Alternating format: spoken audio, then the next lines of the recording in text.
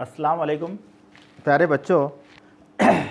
Biotechnology इस chapter में पहले 3 लेक्चर में हमने पहले लेक्चर में इंट्रोडक्शन उसका देखा, जो यूट्यूब पे नहीं है अवेलेबल, अगर इंशाल्लाह उसको डालने की कोशिश की जाएगी। उसके बाद दूसरा जो लेक्चर है उसमें हमने पीसीआर टेक्नोलॉजी को मुकम्मल तौर पर पढ़ा, उसके एप्लीकेशंस को पढ़ा।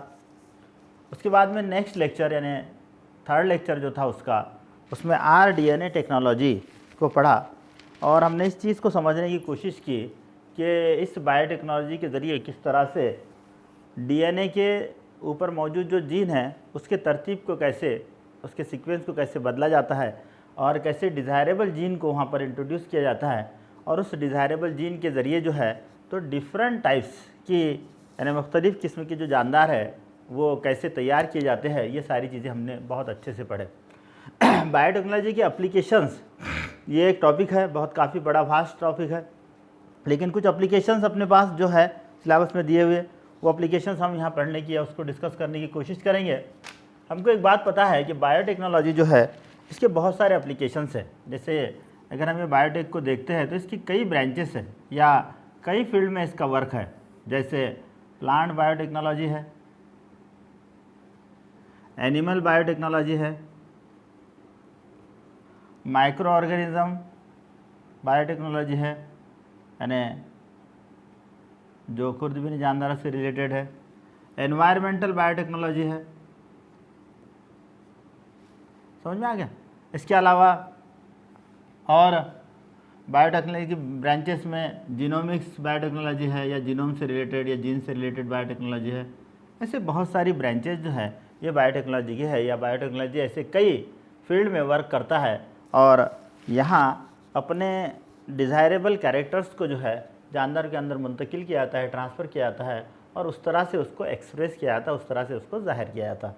तो एप्लीकेशन ऑफ बायोटेक्नोलॉजी में अपने सिलेबस में जो जो टॉपिक्स जो एप्लीकेशन इसके दिए हैं उसको 1 बाय 1 हम देखेंगे। देखिए बायोटेक्नोलॉजी की जो एप्लीकेशन है ये अपने देखे थे कि डिफरेंट फील्ड में बायोटेक्नोलॉजी का वर्क कैसे है।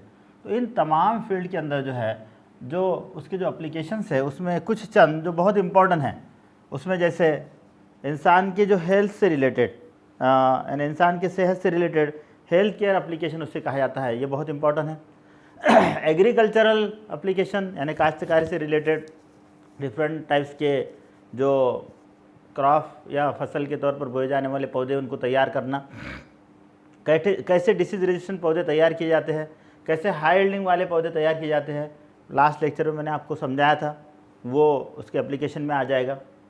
इसके अलावा जीन थेरापी है यानी अगर कोई करप्ट जीन है, कोई ऐसा जीन है कि जिसके ज़रिए कोई डिफरेंट डिसऑर्डर्स, डिफरेंट बीमारियां होती है जिसको अपन जेनेटिक डिसऑर्डर्स कहते हैं, वो उस जीन को निकाल कर दूसरे जीन को वहाँ पर ट्रांसफ़र करना, ये उसका बहुत बड़ा एप्लीकेशन है। इसके अलावा GMO जेनेटिक मॉडिफाइंग ऑर्गेनिजम्स, जिसमें प्लांट है एनिमल है दोनों भी है, जेनेटिक तरीके से नस्लियाती तौर पर या जीन को वहाँ बदल कर उसकी तरतीब को बदल कर न्यू जो ऑर्गेनिजम्स है, नए जो जानदार है वो कैसे तैयार किए जाते हैं और उसका इंसान को कैसे फ़ायदा होता है, वो इंसान के फलाह वजूद में उसका क्या अहम किरदार है। तो इसको 1 बाय 1 हम यहाँ देखते हैं।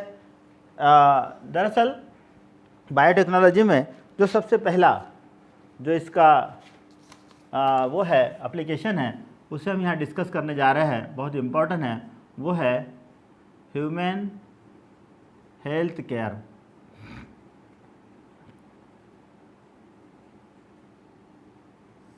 ठीक है, अब इंसान के जो हेल्थ है यानी इंसान की जो सेहत है उससे रिलेटेड इसको ह्यूमन हेल्थ केयर बायोटेक्नोलॉजी कहा जाता है। इसका क्या ताल्लुक़ है? देखिए सबसे पहली चीज़, इसका बहुत अहम किरदार 3 अलग अलग जगहों पर है, 3 अलग टॉपिक से रिलेटेड है। एक चीज़ आता है जो है मेडिसिन, दूसरी चीज़ आती है डायग्नोस्टिक या डायग्नोस, और तीसरी चीज़ आती है वैक्सीन्स। ठीक है, ये तीनों चीज़ें बीमारियों से रिलेटेड है। हमको एक बात पता है कि अगरचे कोई फॉरेन पार्टिकल, बाहरी ज़र्रा, बैक्टीरिया हो, वायरस हो और दीगर कोई ऐसे जहरीले मादे हो, वो अगर हमारे बॉडी में दाखिल हो जाए तो कोई ना कोई बिगाड़ ज़रूर हमारे बॉडी में आएगा। क्यों आएगा? क्योंकि उसके अपने बॉडी में दाखिल होने से कुछ ऐसे कीमियाई मादे, कुछ ऐसे केमिकल्स फॉर्म हो गए जो हमारे बॉडी के लिए हार्मफुल हो गए, जो हमारे बॉडी के लिए क्या हो गए? मुज़िर हो गए। और वो हार्मफुल केमिकल्स, उसको एंटीजन कहते हैं। क्या कहते हैं उसको? एंटीजन। उस एंटीजन के मुखालिफ हमारी बॉडी का जो रिस्पॉन्स रहेगा, हमारी बॉडी की जो क़ुव्वत मदाफ़ियत, जिसको अपन इम्यूनिटी सिस्टम कहते हैं, वो इम्यूनिटी सिस्टम कुछ ना कुछ रिस्पॉन्स करेगा और रिस्पॉन्स करने के बाद उस एंटीजन को रोकने की कोशिश करेगा, यानी इनडायरेक्टली डायरेक्टली उस बीमारी को रोकने की कोशिश करेगा। उस रोकने का जो तरतीब, बहुत सारे डिफरेंस तरतीब है, अपन इसको ब्लड सर्कुलेशन में उसको डिटेल में देखेंगे। यहाँ एक चीज़ सिर्फ बता रहा हूँ, वो एंटीजन के मुखालिफ एक नया प्रोटीन तैयार किया जाएगा जिसको अपन एंटीबॉडी कहते हैं। वो एंटीजन को क्या करेगा? एंटीबॉडी ख़त्म कर देगा और जिससे उसका जो असर है या वो जो बिगाड़ था, वो जो डिसीज़ था, वो ख़त्म हो जाएगा। लेकिन अगर फॉरेन पार्टिकल्स जो हमारे बॉडी के अंदर बाहर से आने वाले ज़र्रात है या कोई भी इन्फेक्शन है, अगर वो बड़े पैमाने पर होता है और वो हमारे क़ुव्वत मदाफ़ियत से ज़्यादा है, हमारे रेजिस्टेंस पावर से ज़्यादा है, तो बहुत सिंपल सी चीज़ है, वहाँ हमारी क़ुव्वत मदाफ़ियत कमज़ोर पड़ती है। इसलिए वहाँ उसको सप्लीमेंट्री, यानी एक सपोर्टिंग एक सिस्टम हम इस्तेमाल करते हैं जिसको मेडिसिन कहते हैं। क्या कहते हैं उसको? मेडिसिन। यानी दवाइयों के ज़रिए हम क्या करते हैं? हमारे क़ुव्वत मदाफ़ियत को, हमारे रेजिस्टेंस पावर को, हमारी जो इम्यूनिटी सिस्टम है उसको एक सप्लीमेंट्री, एक जिसे हम कहेंगे एक सपोर्टिव सिस्टम जो है उसके साथ जोड़ देते हैं, जिससे फिर उस वो जो डिसीज़ है, वो जो फॉरेन पार्टिकल है, उसका खात्मा हो जाता है और इस तरह से उस बीमारी की रिकवरी होती है। ये मेडिसिन का काम है। डायग्नोस्टिक किसे कहेंगे? अगर किसी भी तरह का कोई डिसीज़ हमको होता है तो बहुत इंपॉर्टेंट चीज़ ये होती है कि उसका डायग्नोस करे, उसका पता लगाए कि ये क्या है, किस तरह से हुआ है, क्या वजह है इसके लिए कौन जिम्मेदार है, वायरस है, बैक्टीरिया है, जो भी कुछ है। अगर ये हमको पता चलता है तो पता चलने के बाद हम उसको उसकी मेडिसिन या जो भी कुछ उसके एहतियाती तदाबीर, यानी उसका प्रिवेंटिव मेजर्स, ये सब करना हमारे लिए आसान हो जाता है। तो उसका डायग्नोस करने के लिए बहुत डिफरेंट डायग्नोस्टिक्स किट्स हम इस्तेमाल करते हैं। जैसे आपको पता होगा आजकल कोरोना का पता लगाने के लिए एक किट इस्तेमाल होती है जिसके लिए पता चलता है कि कोरोना पॉजिटिव है, निगेटिव है। तो डायग्नोस्टिक्स में बहुत सारे, यानी डायग्नोस्टिक्स के अंदर बहुत सारे ऐसे केमिकल्स है, बहुत सारी ऐसी चीज़ें हैं जिसमें जैसे ब्लड रिपोर्ट्स के ज़रिए हमको पता चलता है, हार्ट की रिपोर्ट के ज़रिए पता चलता है, बहुत सारी ऐसे डायग्नोस्टिक्स, सोनोग्राफी करवाई जाती है, एक्सरे करवाया जाता है, ये सारी चीज़ें ये डायग्नोस्टिक्स में आ जाएगी और ये सब के सब ये बायोटेक्नोलॉजी की देन है। नेक्स्ट है वैक्सीन। वैक्सीन में हमको पता है कि हमारे बॉडी में जो क़ुव्वत मदाफ़ियत है, इसको अपन डिटेल में डिस्कस करने वाले हैं। शॉर्ट में हमको मैं समझा रहा हूँ कि वैक्सीन मतलब क्या, वैक्सीन और मेडिसिन में क्या फ़र्क है। मेडिसिन हम तब लेते हैं जब हमको डिसीज़ हो जाता है, जब हमको बीमारी हो जाती है, तो वहाँ वो सपोर्टिव सिस्टम हमारे लिए है। लेकिन वैक्सीन जो है तो ये हमारा एक तरह से तदाबीर है, एहतियाती तदाबीर है, प्रिवेंटिव मेज़र है। अगर हमने वैक्सीन ले लिए तो हमारी क़ुव्वत मदाफ़ियत को, हमारे इम्यूनिटी सिस्टम को एक चीज़ उसके लर्निंग में होती है, एक चीज़ उसके मेमोरी में होती है कि अगरचे ये, यानी अगर हम जिस बीमारी की वैक्सीन लेते हैं, जैसे स्मॉल पॉक्स से डिफरेंट, यानी टीबी की वैक्सीन, बीसीजी वगैरह वगैरह, बहुत सारे कई पोलियो की वैक्सीन है, ये अगर हम लेते हैं तो उस तरह का कोई उस बीमारी को पैदा करने वाला फॉरेन पार्टिकल, चाहे बैक्टीरिया हो, वायरस हो, हमारे बॉडी में अगर दाखिल हो जाए तो उसे कैसे ख़त्म करना, उसका खात्मा कैसे करना, उसको कैसे डिस्ट्रॉय करना, ये चीज़ हमारे उस क़ुव्वत मदाफ़ियत को उसके अंदर डाली जाती है, वो अडॉप्ट कर लेती है। और जब भी इस तरह का कोई ये फॉरेन पार्टिकल अपनी बॉडी में आ जाएगा, ये वैक्सीन जो है उसका काम करना शुरू कर देगी और उस डिसीज़ से जो है तो हमारा बचाव हो जाएगा, वो डिसीज़ से हम बच जाएंगे। इसको डिटेल जाकर हम वहाँ पढ़ेंगे। तो ये सारी चीज़ें इस ह्यूमन हेल्थ केयर बायोटेक्नोलॉजी से रिलेटेड है। वो बहुत ज़्यादा वास्ट, बहुत ज़्यादा बड़ा ये एप्लीकेशन है, हमारे सिलेबस में बहुत ज़्यादा नहीं है, डिटेल नहीं है, इतनी चीज़ें आप याद रखिए, ठीक है। अपने सिलेबस में दो चीज़ों को, ह्यूमन केयर से रिलेटेड दो चीज़ों को डिस्कस किया गया है, दो चीज़ों को बताया गया है। एक चीज़ है इंसुलिन, याद रखिए बेटा, इससे रिलेटेड कुछ पॉइंट्स मैं आपको बता रहा हूँ, परमानेंट हमेशा के लिए इसको याद रखना है, ठीक।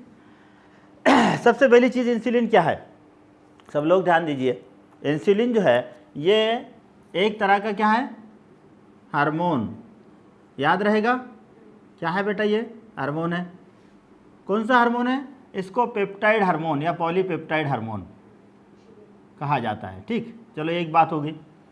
दूसरी चीज़ आपको इससे रिलेटेड याद रखना है कि इसका जो काम है इंसुलिन का, ये क्या काम है, ये है ब्लड शुगर पर काबू रखना।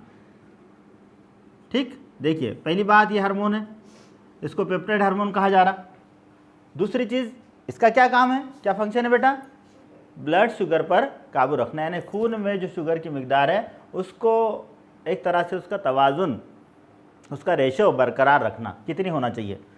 उसके बाद नेक्स्ट चीज़, ये कहाँ फॉर्म होता है, याद रखिए बहुत बार इसको पूछा जाता है, कहाँ होता है बेटा फॉर्म, ये पैंक्रियाज में। कहाँ होता है, पैंक्रियाज में। पैंक्रियाज के कौन से हिस्से में होता है, ये भी कभी कभी पूछा जाता है। तो ये है उसके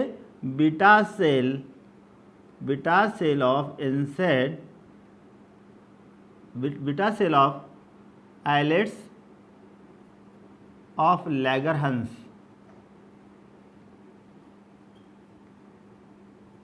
ठीक है, यहां पर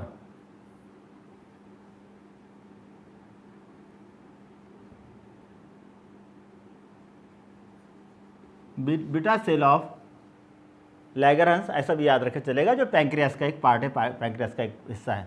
उसके बाद याद रखना है, ये इंसुलिन अगर फॉर्म नहीं होता, इंसुलिन अगर फॉर्म नहीं होता या कम मिकदार में फॉर्म होता है, तो सीधा उसका असर ब्लड शुगर पे होगा और उससे एक डिसऑर्डर पैदा होगा, उससे एक डिसीज़ पैदा होगा, उसको डायबिटीज़ कहते हैं। क्या कहते हैं उसको, डायबिटीज़, जिसे अपन शुगर कहते हैं। इस इंसुलिन की कमी से होने वाला जो डायबिटीज़, उसको क्या कहा जाता है, मालूम है बेटा किसी को, उसको कहते हैं डायबिटीज़ मेलिटस। क्या कहते हैं बेटा, डायबिटीज़ मेलिटस, याद रखना है, बहुत बार इसको पूछा जाता है। एक डायबिटीज़ इंस्पायटस होता है, वो ADH की कमी से होता है, और ये होता है डायबिटीज़ मेलिटस जो इंसुलिन की कमी से होता है। अब ये सारी चीज़ें आपको इन जनरल इंसुलिन से रिलेटेड याद रखना है कि इंसुलिन जो है एक तरह का हार्मोन है, ब्लड शुगर को ये काबू रखता है, पैंक्रियाज में तैयार होता है, जिसको बीटा सेल्स भी याद रखे चलेगा, बीटा सेल ऑफ लैगरहंस। ठीक है, डायबिटीज़ उसकी कमी से होने वाली डिसीज़ का नाम है और उसको डायबिटीज़ मेलिटस कहते हैं। चलिए यहाँ तक हमारे समझ में आ गया। ये जो इंसुलिन है, इस इंसुलिन को मतलब यानी फॉर्म करने वाले जो सेल है बीटा सेल्स, इसका पता जो है 1916 में एडवर्ड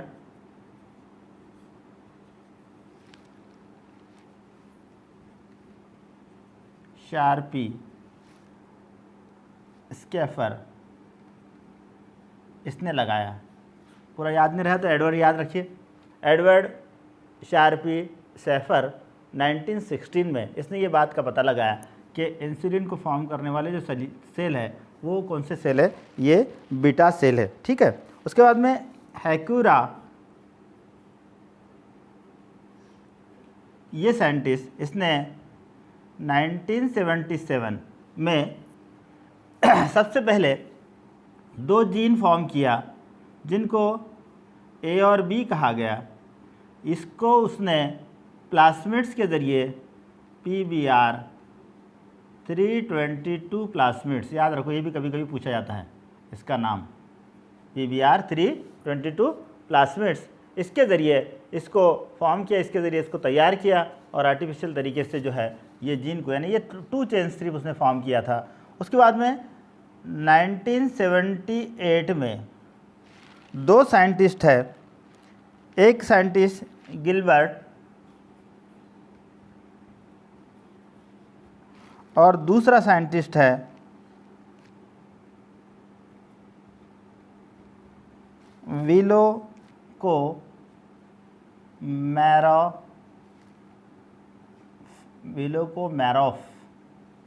ठीक है, विलोकोमैरोफ और गिलबर्ट, ये दोनों ने मिलकर बड़े पैमाने पर जो है ये इंसुलिन को फॉर्म किया। उसके लिए जो उन्होंने इस्तेमाल किया, वो इस्तेमाल किया उसने बीटा ग्लैक्टोसाइड। ठीक है, इस जीन का इस्तेमाल किया उन्होंने, बीटा ग्लैक्टोसाइड। इस बीटा ग्लैक्टोसाइड्स को उन्होंने कहाँ मुंतकिल किया, कहाँ ट्रांसफ़र किया, याद रखिए, वो किया उन्होंने ई कोलाई बैक्टीरिया में। कहाँ किया बेटा? ई कोलाई बैक्टीरिया में। और हाँ, इस बीटा गैलेक्टोसाइड्स को मल्टीप्लाई करके बहुत सारे बीटा गैलेक्टोसाइड्स फॉर्म किया। इसमें दो चीज़ें फॉर्म हुई थी। एक चीज़ फॉर्म होती है पेनिसिलिनेज, ये एक एंजाइम, और प्लस इसमें इंसुलिन फॉर्म होता है। ठीक है, इस इंसुलिन को एक ट्रीटमेंट है, इसको ट्राइप्सिन कहते हैं। याद रखिए, इसको भी कभी कभी पूछा जाता है। इस ट्राइप्सिन ट्रीटमेंट के ज़रिए इस पेनिसिलिन से अलग किया जाता है और फिर उसका इस्तेमाल जो है as a medicine, as a दवा के तौर पर जो है तो ये मुख्तलिफ डायबिटीज़ के पेशेंट्स के लिए करते हैं। तो इंसुलिन के लिए ये सब चीज़ें, ये और ये, इसको कंटिन्यू नीचे लिख लीजिए, नीचे जगह नहीं इसलिए यहाँ लिखा हूँ मैंने। तो आप लोग इसको नोट डाउन भी कर लीजिए या स्क्रीनशॉट ले लीजिए। इंसुलिन से रिलेटेड कौन सी चीज़ें आपको याद रखना है? सबसे पहली चीज़ आपको याद रखना है हार्मोन सही है, पेप्टाइड हार्मोन उससे कहते हैं। क्या करता है याद रखना है? ब्लड शुगर पे काबू रखता है। कहाँ तैयार होता है? पैंक्रियाज में। और डिटेल बीटा सेल ऑफ लैगरहंस में तैयार होता है। इससे इसकी कमी से होने वाले डिसऑर्डर को हम डायबिटीज़ कहते हैं। उसका स्पेशल नाम याद रखना है, तो डायबिटीज़ मेलिटस उससे कहते हैं। डायबिटीज़ मेलिटस जो है, ये डायबिटीज़ मेलिटस और डायबिटीज़ दूसरा इंस्पायडस, ये दो नाम अलग अलग है, दोनों को याद रखना है आपको। 1916 में एडवर्ड ने जो है तो ये बीटा सेल्स के ज़रिए इंसुलिन फॉर्म होता है, इस बात का पता लगाया। 1977 में यह है हैकुरा, ये साइंटिस्ट ने इसके दो जीन्स फॉर्म किया जो इंसुलिन को तैयार करते हैं, उसको ए और बी नाम दिया था। और उससे जो ट्रांसफ़र किया था उसने वो PBR 322 प्लास्मिड्स के ज़रिए। 1978 में दो साइंटिस्ट के नाम याद रखिए, गिलबर्ट और विलोको मैरोफ। ये दोनों ने जो है तो ये बीटा गैलेक्टोसाइड्स इस जीन को फॉर्म किया, ई कोलाई बैक्टीरिया में उसको ट्रांसफ़र किया। उसके ज़रिए दो चीज़ें तैयार हुई, एक पेनिसिलिनेज तैयार हुआ और दूसरा इंसुलिन। और इस इंसुलिन को अलग करने के लिए एक ट्रीटमेंट इस्तेमाल होती है, उसको ट्रैप्सिन कहते हैं। ठीक है, ये सारी चीज़ें इस इंसुलिन से रिलेटेड याद रखिए। याद रहेगा बेटा? इंशाल्लाह याद रहेगा। चलिए, यानी ये पहला ह्यूमन हेल्थ केयर बायोटेक्नोलॉजी से रिलेटेड पहला टॉपिक था इंसुलिन, उसमें ये सब चीज़ें आपको याद रखना है। चलो, उसके बाद में नेक्स्ट जो इससे रिलेटेड जो दूसरा टॉपिक है वो है वैक्सीन। ठीक है, जिसे अपन टीका कहते हैं। इस वैक्सीन में हमको कौन सी चीज़ें याद रखना है? मैंने वैक्सीन के बारे में आपको बताया कि ये क्या होता है। यानी ये इस तरह की मेडिसिन्स है, इस तरह की दवाइयाँ है कि जो हमारे क़ुव्वत मदाफ़ियत को वो फ़न, वो आर्ट, वो चीज़ सिखाती है कि अगर वो फॉरेन पार्टिकल, अगर वो बीमारी पैदा करने वाले ज़र्रात हमारे बॉडी में आ जाए तो उसका खात्मा कैसे करना है। ठीक है, कुछ जगह आपको पता होगा कि नेचुरल वैक्सीन हमारे बॉडी में आते हैं। जैसे बहुत बार ऐसा कहा जाता है कुछ बीमारी एक बार होती है, जैसे एग्जांपल के तौर पर चिकन पॉक्स हमको पता होगा, जिसको अपन काजनी कहते हैं। ये चिकन पॉक्स लाइफ में वन टाइम, एक बार होने वाली बीमारी है, क्योंकि अगर वो एक बार हो जाए तो नेचुरली वैक्सीनेशन हमारा हो जाता है और उस वैक्सीन के ज़रिए जो है हमारे बॉडी की क़ुव्वत मदाफ़ियत उस चीज़ को सीख जाती है कि कैसे स्मॉल पॉक्स को ख़त्म करना है, उसका खात्मा कैसे करना है। बहुत सारे वैक्सीन्स हमको पता होगा कि हम आज इस्तेमाल में लाते हैं, जैसे पोलियो है, BCG है। ठीक है, उसके बाद में स्मॉल पॉक्स का है, पहला ये सबसे पहला वैक्सीन ये बनाया गया था स्मॉल पॉक्स का।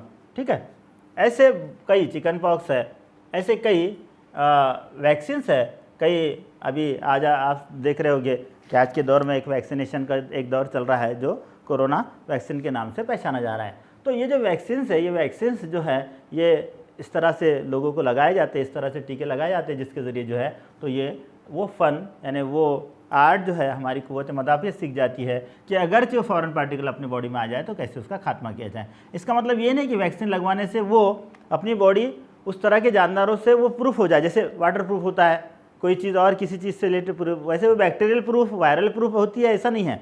वो फॉरेन पार्टिकल अपने बॉडी में आएंगे यकीनन, लेकिन उनका खात्मा कैसे करना है ये हमारी क़ुव्वत मदाफ़ियत को बहुत अच्छे से होगा और फ़ौरन वो उसका खात्मा कर देगी, जिससे हमारे बॉडी पर उसका कोई असर नहीं होगा।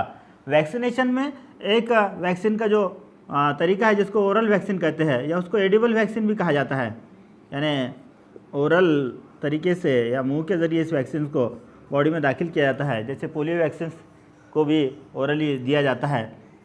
फ्लू का वैक्सीन है, बैसिलस से बना है, ये बहुत असरदार होता है ये, इसका भी इस्तेमाल जो है तो ये एडिबल वैक्सीन के तौर पर किया जाता है।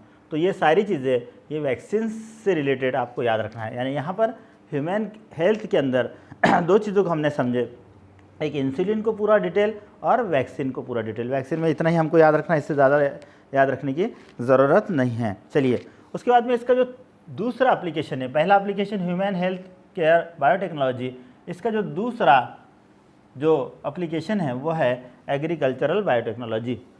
बहुत फास्ट फील्ड है ये। यहाँ उससे रिलेटेड कुछ चीज़ें, चंद चीज़ों को हम डिस्कस करेंगे।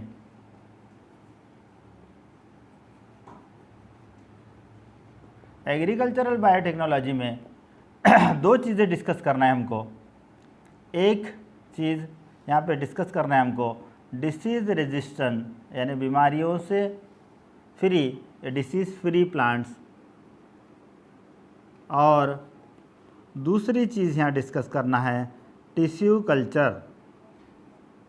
ठीक है, देखिए आज के दौर में बहुत सारे जो फसल के तौर पर बोए जाने वाले जो पौधे हैं, ये बायोटेक्नोलॉजी की देन है। बायोटेक्नोलॉजी के ज़रिए इनको तैयार किया गया है, जिसमें बहुत सारे, जैसे आगे एक टॉपिक अपन पढ़ने वाले हैं जीएमओ, जिसे कहते हैं जेनेटिक मॉडिफाइंग ऑर्गेनिज्म। उसमें जेनेटिक मॉडिफाइंग जो प्लांट्स है, जो क्रॉप प्लांट्स है, उसमें कैसे हम, जैसे एग्जांपल मैं दे रहा हूँ आपको कि फॉर एग्जांपल राइस है। अब हमको पता है कि राइस में बड़े पैमाने पर भरपूर क्या होता है, शुगर होता है उसके अंदर, है ना। अब हम ऐसे राइस को तैयार करेंगे जिसके अंदर शुगर तो है, लेकिन हम उसके अंदर प्रोटीन को तैयार करने वाले जीन को इंट्रोड्यूस कर दें, उसके अंदर हमें विटामिन को तैयार करने वाले जीन को इंट्रोड्यूस कर दे। एक राइस है जिसको गोल्डन राइस कहते हैं, आगे अपन उसको पढ़ेंगे डिटेल में। वहाँ पर वो राइस में शुगर के अलावा वहाँ पर बड़े पैमाने पर विटामिन है, तो जाहिर सी बात है हमको क्या मिल रहा, शुगर तो मिल रहा, साथ ही साथ प्लस में वहाँ पर क्या है, एडिशनल हमको विटामिन मिल रहा है। तो वो वैसा जेनेटिक मॉडिफाइंग प्लांट, ये सब इस बायोटेक्नोलॉजी की देन है। यहाँ हमको ये दो इश्यूज़ पर, दो टॉपिक्स पे डिस्कस करना है। एक चीज़ ये करना है कि ये डिसीज़ रेजिस्टेंस से डिसीज़ फ्री, यानी बीमारियों से आज़ाद, डिसीज़ फ्री के माने हैं ये पौधे कैसे तैयार किए जाते हैं, कैसे इसको तैयार करना है। एक एग्जांपल दे रहा हूँ आपको, इस एग्जांपल के ज़रिए आपको बहुत अच्छे से समझ में आ जाएगा। एक बीटी कॉटन, आपने सुने होंगे इसको, एक कॉटन की किस्म है ये बीटी कॉटन जो है ये क्या चीज़ है पहले समझ लीजिए। देखिए हमको पता है कॉटन, जिसको अपन कपास कहते हैं, इस कॉटन में मालवेसी फैमिली का मेंबर है। इसमें इसका जो फल होता है उसको कैप्सूल कहते हैं।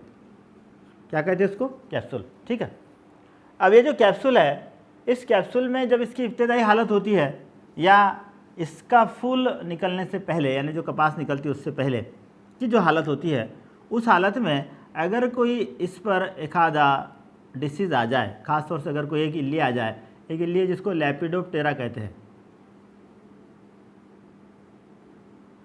ये कैटरपिलर अगर इस पर आ जाती है तो क्या करेगा, वो इस बॉल को बोर कर देगा, इस बॉल को सुराख कर देगा कुछ जगह, और इसके अंदर का जो मटेरियल है वो उसको खा जाएगा, उसको डिस्टर्ब कर देगा, और फिर इसकी वजह से ये जो कपास है ये इससे निकलने वाली नहीं निकलेगी। इनडायरेक्टली डायरेक्टली जो प्रोडक्ट है वो कम होगा और वहाँ काश्तकार का नुकसान होगा। अब दूसरी चीज़ याद रखिए, ये जो कैटरपिलर है, इस कैटरपिलर यानी लेपिडोप्टेरा, इसका बहुत बड़े पैमाने पर एक दुश्मन है, उसको बीटी कहा जाता है। ये बीटी मतलब बैसिलस थुरियाजेनेसिस, बैसिलस थुरियाजेनेसिस, याद रखिए इसको, ये एक बैक्टीरिया है। बैसिलस थुरियाजेनेसिस ये क्या है? एक बैक्टीरिया है। ये इस लेपिडोप्टेरा नाम की इल्ली को जो है क्या करता है, एक डिसीज फॉर्म करता है, उसके डाइजेस्टिव सिस्टम को ख़त्म कर देता है, रेस्पिरेटरी ट्रैक पे उसके अटैक करता है, और ये ख़त्म होने की वजह से जाहिर सी बात है अगर ये इसको एक डिसीज़ फॉर्म करेगा तो लेपिडोप्टेरा क्या हो जाएगा, ख़त्म हो जाएगा, और वो कॉटन उससे क्या हो जाएगा, बच जाएगा। अब हमारे पास क्या रास्ता है, हम क्या करें, इस बैसिलस थुरियाजेनेसिस का फवारा जो है तो उस कपास के पौधे पे कर दे, तो जाहिर सी बात है अगर ये लेपिडोप्टेरा आएगा तो उसको ये बीटी ख़त्म कर देगा। लेकिन बायोटेक्नोलॉजी ने क्या किया, बायोटेक्नोलॉजी ने ये किया कि इस बैसिलस थुरियाजेनेसिस को तैयार करने वाले जीन को ही कॉटन में ट्रांसफ़र कर दिया। अब इससे क्या हुआ कि जब भी इस पर ये लेपिडोप्टेरा डिसीज़ आएगा, फ़ौरन वहाँ पर क्या होगा, बैसिलस थुरियाजेनेसिस फॉर्म होगा, और बैसिलस थुरियाजेनेसिस फॉर्म होने की वजह से फ़ौरन इस लेपिडोप्टेरा को क्या कर दिया जाएगा, ख़त्म कर दिया जाएगा। एक तरह से यहाँ पर ये डिसीज़ मैनेजमेंट हो गया और ये जो पौधा है ये फिर कैसा हो गया अपना डिसीज़ फ्री, बीमारियों से आज़ाद। ऐसे कई बहुत सारे एग्जाम्पल्स है। यहाँ ये एक बहुत बेस्ट एग्जाम्पल है जिसको अपने बीटी कॉटन कहा। तो ये एक एग्रीकल्चरल बायोटेक्नोलॉजी का फर्स्ट एप्लीकेशन जो है डिसीज़ फ्री प्लांट या डिसीज़ रेजिस्टेंट प्लांट, बीमारियों से आज़ाद पौधों को तैयार करना है। उसके बाद देखिए टिश्यू कल्चर, ये बहुत इंपॉर्टेंट टॉपिक है। हमको एक बात पता है कि बहुत सारे पौधे हैं, इन कई पौधों में क्या होता है कि इन पौधों के अंदर जो है कि सीड नहीं होते, बीज नहीं होते, या इनमें जर्मिनेशन नहीं होता, या और कोई वजह हो, नहीं उसमें उपज नहीं होती। जर्मिनेशन होता नहीं होता मतलब उसमें उपजने की सलाहियत नहीं होती, या और कुछ ऐसी चीज़ें होती है जिसके ज़रिए ये सीड जो है ये यानी वेरिएशन आते रहते हैं, उसमें बहुत सारी तब्दीली आती है, वो भी एक कुछ वजह होती है। तो उस पौधे के जो सीड है, उस पौधे के जो बीज है, वो नई नस्ल के आगाज़ के लिए इस्तेमाल में नहीं लाए जाते। नए बीज, नए पौधे को अपने को बोना है, नई फसल उगाना है, तो हम किसका इस्तेमाल करते हैं, बीज का इस्तेमाल करते हैं। लेकिन अगर वहाँ बीज हमारे पास नहीं है अवेलेबल, फॉर एग्ज़ाम्पल अगर हम बनाना को लेते हैं, सीडलेस फ्रूट है उसका, अब ऐसे हालत में क्या करना चाहिए। तो बायोटेक्नोलॉजी ने एक बहुत ही इम्पोर्टेंट, जिसे हम कहेंगे, ये सारी चीज़ें बेटा इसको नोट डाउन कर लीजिए, एग्जाम्पल है आपके लिए, आगे इसको डिटेल अपन पढ़ने वाले हैं। चलिए, तो यहाँ बायोटेक्नोलॉजी ने क्या किया, बायोटेक्नोलॉजी ने टिश्यूज़ के ज़रिए एक मुकम्मल प्लांट को तैयार किया। इसी को टिश्यू कल्चर कहा जाता है। सबसे पहले टिश्यू किसे कहते हैं आप लोग समझ लीजिए। हमको पता है कि सभी जानदार, सभी लिविंग ऑर्गेनिज्म जो है, इसका functional unit, structural unit cell होगा, सबको मालूम है, ठीक है। टिश्यू किसे कहेंगे हम, अ ग्रुप ऑफ सेल, किसे कहेंगे, अ ग्रुप ऑफ सेल, एक सेल का ग्रुप। कैसा हो वो, जो फंक्शन और स्ट्रक्चर के एतबार से एक जैसा हो, है ना। यानी एक ग्रुप ऑफ सेल तो है, लेकिन कैसा होना चाहिए, सेम होना चाहिए। किससे रिलेटेड सेम होना चाहिए, फंक्शन और स्ट्रक्चर के एतबार से, इससे हम टिश्यू कह रहे हैं। तो याद रखो, टिश्यू यानी चंद खलियात का एक ग्रुप जो अफाल और साख के एतबार से एक जैसा हो, इसको अपन टिश्यू कह रहे हैं। नसीज कहते हैं हम उसको उर्दू के अंदर। टिश्यू कल्चर यानी नसीज परवरी, उसे उर्दू में कहा जाता है। अब इस टिश्यूज़ का कैसे इस्तेमाल करते हैं, देखो क्या होता है यहाँ टिश्यू कल्चर में। क्या करते हैं, एक पेट्री डिश में, एक जैसे ये कांच की तश्तरी है, इस कांच की तश्तरी में हमने ये सेल का एक ग्रुप ले लिए जिसको अपन टिश्यू कह रहे हैं, याद रखो बेटा, ठीक है। ये लेने के बाद इसमें एक कल्चर मीडिया डाल दिया, न्यूट्रिएंट मीडिया जिसे कहते हैं, यानी ग़िज़ाई ज़रिया, यानी जिसमें ग़िज़ा हो उसको ग़िज़ाई ज़रिया, न्यूट्रिएंट मीडिया कहेंगे। नेचुरल अगर डालना है तो हमको पता है जो नारियल, कोकोनट जो वाटर होता है, नारियल का जो पानी होता है वो, या फिर अगर आर्टिफिशियल यूज़ करना है तो अगार एंड अगार, ये एक केमिकल होता है, इसको बड़े पैमाने पर जो है तो इसके न्यूट्रिटिव या ग़िज़ाई ज़रिए के तौर पर इस्तेमाल करते हैं। इसके अलावा इसमें क्या किया जाता है, ये तो डालना है, इसके अलावा इसमें ग्रोथ हार्मोन डाले जाते हैं, नशोनुमा करवाने वाले मेरे काम, जो इस खलिए की खलवी तकसीम करवाएंगे। और इस पूरे पेट्री डिश को ऐसे माहौल में रखा जाता है, ऐसे टेम्परेचर पे रखा जाता है जहाँ पर जो है यानी 20 to 30 डिग्री सेल्सियस इस टेम्परेचर पे अगर रखते हैं तो वहाँ पे ग्रोथ और नशोनुमा बहुत ज़्यादा होगा। ऐसे टेम्परेचर पे इसको रखा जाता है। ऐसा रखने के बाद क्या होगा, देखिए यहाँ भरपूर ग़िज़ाई ज़रात है, यहाँ पर एक ग्रोथ हार्मोन है, इससे वो हालात मुहैया किए गए हैं जहाँ पर नशोनुमा ज़्यादा हो, खलवी तकसीम ज़्यादा हो, जिससे ये खलियात में बड़े पैमाने पर क्या होगा, सेल डिवीजन होगा और एक सेल का, एक खलियात का एक बहुत बड़ा ऐसा एक ग्रुप यहाँ पे हमको मिलेगा। और ये खलियात का जो ग्रुप है, इस खलियात के ग्रुप को कहा जाता है कैलस। क्या कहते हैं बेटा इसको, कैलस, याद रखिए। टिश्यू कल्चर में और डिटेल इसको दोबारा मैं पढ़ाऊँगा इंशाल्लाह। ये जो कैलस है, अब ये कैलस कैसा है, जो खलियात, जो सेल हमने जो टिश्यू इसमें इस्तेमाल किए थे उसके जैसे सेम सेल, बिल्कुल इसका एक क्लोनिंग हो गया, सेम टू सेम सेल, यानी जेनेटिकली जो है नस्लियाती तौर पर ये बिल्कुल सेम सेल, इसके आइडेंटिकल सेल हो गए, इसकी जेरोस कॉपी हो गई, जो सेल अपने यहाँ क्या किए थे, टिश्यू कल्चर में इस्तेमाल किए थे। अब ये जो कैलस है, इस कैलस को अपन क्या करेंगे फिर, और कई ऐसे पेट्री डिश में, छोटे छोटे पेट्री डिश में जो है तो इसके चंद खलियात को, थोड़े थोड़े खलियात को ऐसे अपन इसके अंदर डाल देंगे। और ये डालने के बाद फिर यही प्रोसेस करेंगे, यहाँ पे न्यूट्रिएंट मीडिया को डालेंगे, यहाँ पे ग्रोथ हार्मोन डालेंगे, लेकिन यहाँ ग्रोथ हार्मोन दो डालेंगे, एक डालेंगे ऑक्साइन, अपने ग्रोथ इस चैप्टर में इसको पढ़े, याद होगा। और दूसरा डालेंगे साइटोकाइनाइन।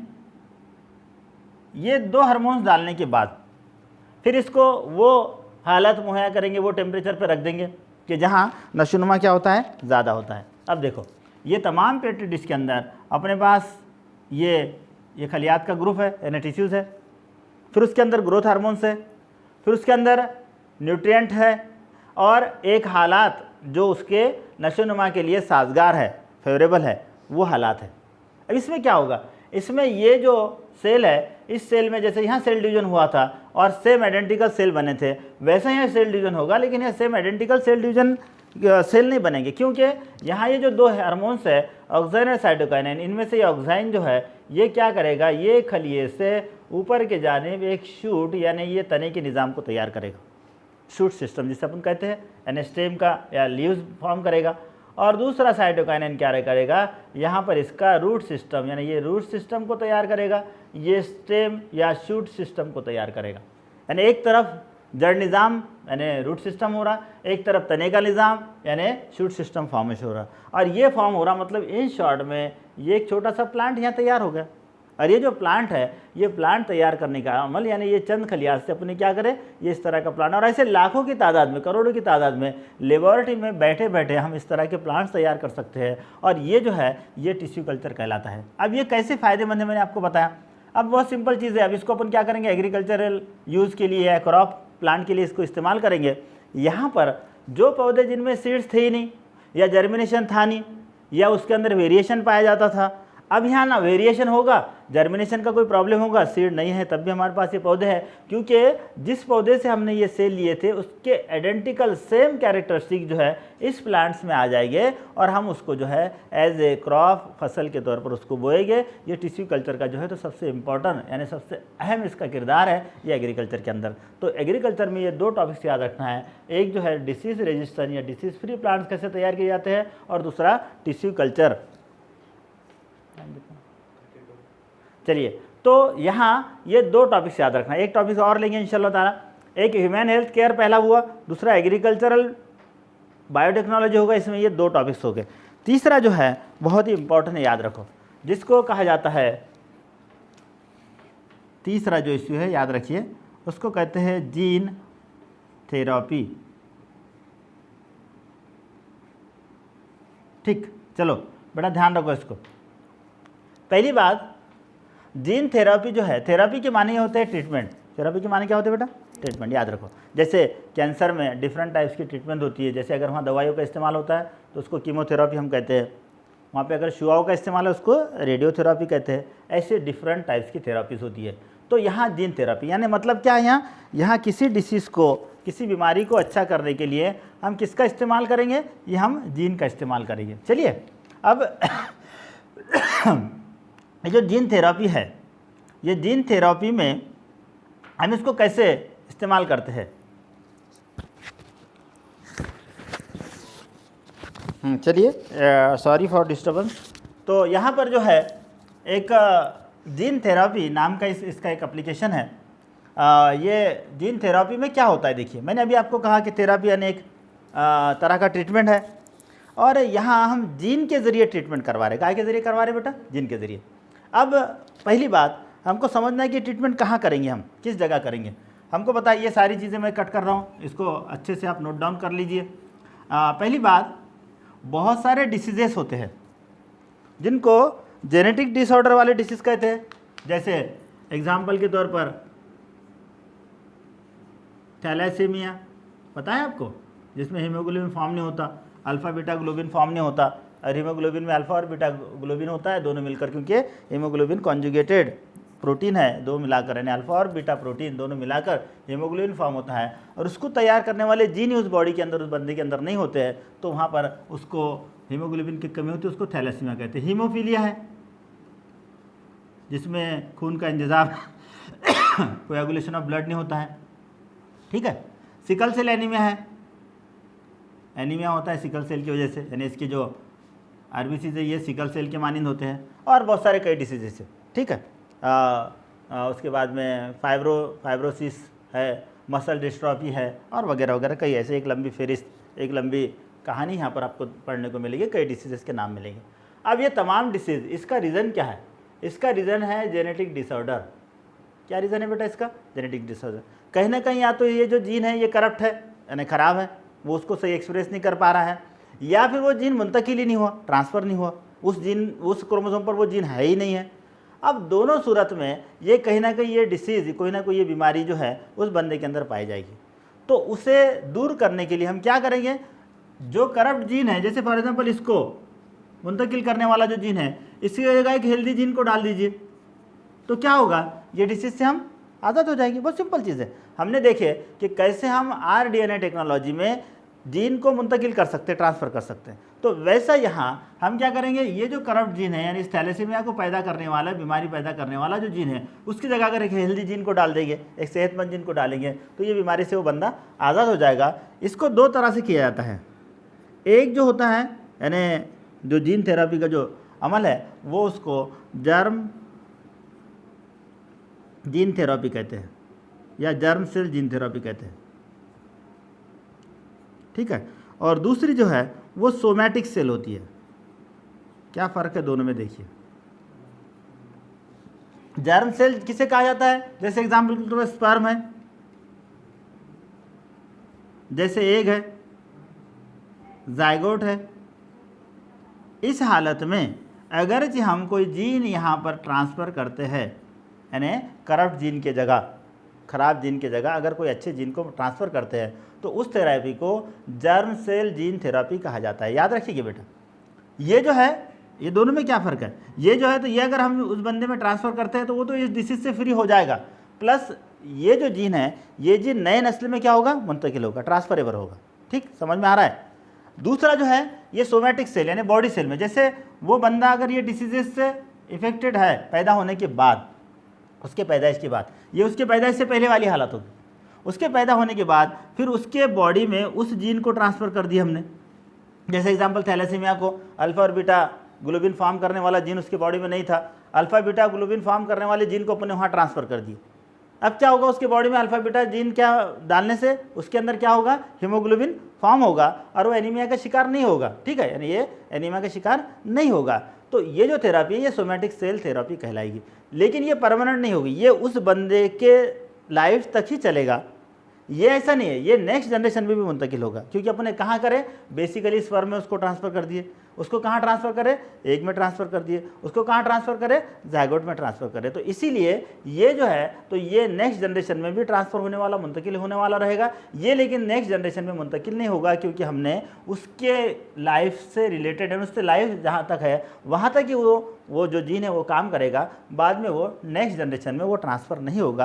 यानी जेनेटिकल डिसऑर्डर जो है तो नेक्स्ट जनरेशन में उसी तरह से रहेगा। तो इस तरह से ये जीन थेरेपी की दो टाइप्स याद रखना है। और कैसे होता है मैंने आपको बता दिया, यानी करप्ट जीन जो है, जो कोई डिसीज़ पैदा करने वाला जो जीन है, उस डिसीज़ पैदा करने वाले जीन की जगह एक हेल्दी जीन को डाल देना, उसको हम जीन थेरेपी कहते हैं। इस जीन थेरेपी को कब कब किया जाता है, यानी जीन थेरेपी के यानी कहाँ इस्तेमालात है, याद रखिए। वन बाय वन मैं आपको बताते जाता हूँ, याद रखना है। पहला जो है इसका, जो जीन डिफेक्टिव होगा या मिसिंग होगा, जैसे मैंने अभी यहाँ कहा था थैलेसीमिया में जो है तो ये कैसा है? मिसिंग जीन है। सिकल सेल एनीमिया में कैसा है? डिफेक्टिव जीन है। तो ये या तो मिसिंग है नहीं, या फिर वो करप्ट है, ख़राब है। तो इस जीन में मतलब जिसे हम कह रहे हैं इफेक्टिव, या फिर जिसे दूसरे मैंने आपको कहा क्या किया? मिसिंग जीन, यानी या तो जीन इफेक्ट वाला है, असरदार है कि उस पर कोई बीमारी पैदा करने की सलाहियत उसमें पैदा होगी, या वो है ही नहीं, मिसिंग है। ये दोनों जीन को रिप्लेस करने एक नया जीन हम यहाँ डालेंगे, यानी यहाँ replacement of effective and missing gene, इसके लिए इसका इस्तेमाल होगा। ये पहला इस्तेमाल है इसका। उसके बाद में दूसरा इस्तेमाल जो है इसका, यह है जो जीन है वो जीन का फॉर एग्ज़ाम्पल ऐसा इस्तेमाल किया जाए, जैसे ये कैंसर है। कैंसर में हमको पता है कि जो ग्रोथ है ये अनकंट्रोल होगा, यानी सेल का, इसकी बहुत ज़्यादा स्पीड होगी।